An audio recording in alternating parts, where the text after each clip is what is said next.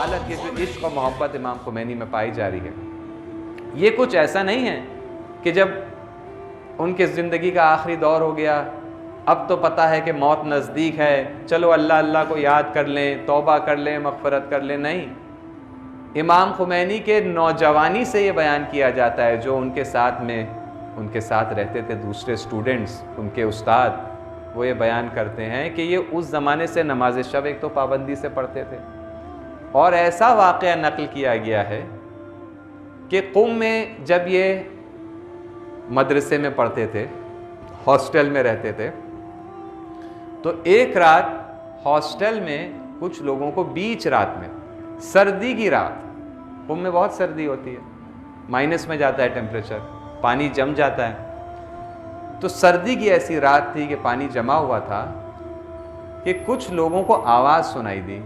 कुछ तालिब इल्म जो अपने अपने कमरों में थे हॉस्टल में, उन्हें ऐसे ठक ठक ठक ठक इस तरह आवाज़ सुनाई दी बीच रात में, सन्नाटे में। तो ज़रा सबके जहन में हुआ कि ये क्या है, कौन सी आवाज़ है।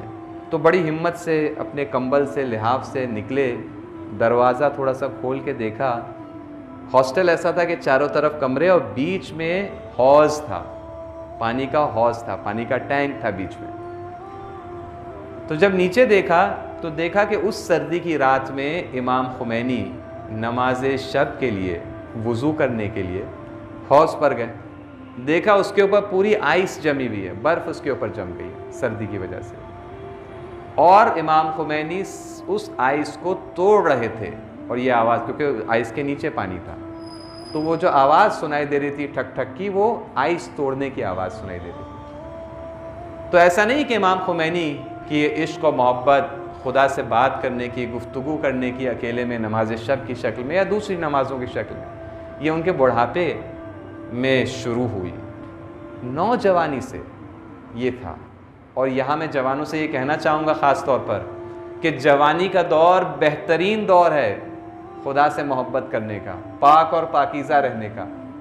ये जो कभी कभी कहा जाता है कि जवानी में तो मस्ती करने का टाइम है, जवानी का नशा होता है, उसमें मगन रहते हैं, इंशाल्लाह बाद में इबादत कर लेना। नहीं नहीं, ऐसा नहीं है, ये गलत है। अगर हमारे दिल में ये सोच है, ये गलत सोच है। अगर कोई और हमसे कहता है बेटा आजकल क्या ज़रूरत है, ये सब तुम कर रहे हो, बाद में भी तुम जवान हो, मज़े करो, तो अगर कोई हमसे ये कहता है या तो वो नादान है, जाहिल है, या हो सकता है वो हमारा दुश्मन भी हो। क्योंकि जवानी बेहतरीन वक्त है खुदा से लौ लगाने का, राब्ता बनाने का। जो यहाँ पर बच्चे मौजूद हैं, जवान मौजूद हैं, आपने अभी तक, आप मेरी तरह नहीं हैं। मैंने कई गुनाह कर डाले हैं, मैंने कई गलतियाँ कर डाली हैं कि जिसकी वजह से अब खुदा से राब्ता बनाना मुमकिन है, लेकिन सख्त हो गया है पहले के मुकाबले में। वो तौबा इंसान करने की तौफीक हासिल करे, और उसके बाद, लेकिन आप जवान हैं, आप जानते हैं अगर कोई कॉपी या कागज़ होता है, उस पर अगर पेंसिल से आप कुछ लिख दें, रबर से, इरेज़र से, ठीक है मिट जाता है, लेकिन कभी भी वो कागज़ पहले जैसा नहीं होता है। जहाँ पर मिटाया गया है वो लकीर तो चली जाती है, लेकिन पहले जैसी बात कभी नहीं हो पाती जैसे फ्रेश कागज़ की बात होती है। आप लोग का कागज़ अभी फ्रेश है, ताज़ा है, जवानों का, बच्चों का।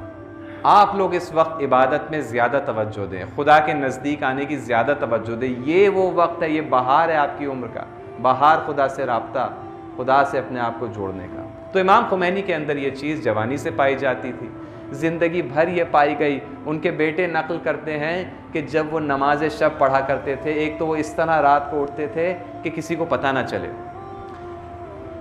पुराना जब ज़माना था तो एक छोटा उनके पास ऑयल का लैम्प था, बाद में एक छोटी सी टॉर्च रखते थे, लाइट को ऑन नहीं करते थे ताकि दूसरे लोग डिस्टर्ब ना हो। वुज़ू करने जाते थे तो पानी बहुत कम खोलते थे, बल्कि शायद वहाँ एक कपड़ा भी रख देते थे ताकि पानी के गिरने की और छलकने की और छींटों की आवाज़ ना आए। लेकिन और अलग जाके नमाज शब पढ़ते थे, लेकिन फिर नमाज शब में जब वो रोते थे खुदा को याद करके, खुदा की मोहब्बत में, तो आवाज़ पहुंच जाती थी कुछ लोगों। उनके बेटा कहता है कि हम लोग उनके पास उनकी जानमाज में रुमाल नहीं रखते थे, क्योंकि रुमाल काफ़ी नहीं होता था, हम लोग को टॉवल रखना पड़ता था। इतने आंसू उनके बहा करते थे। किस लिए?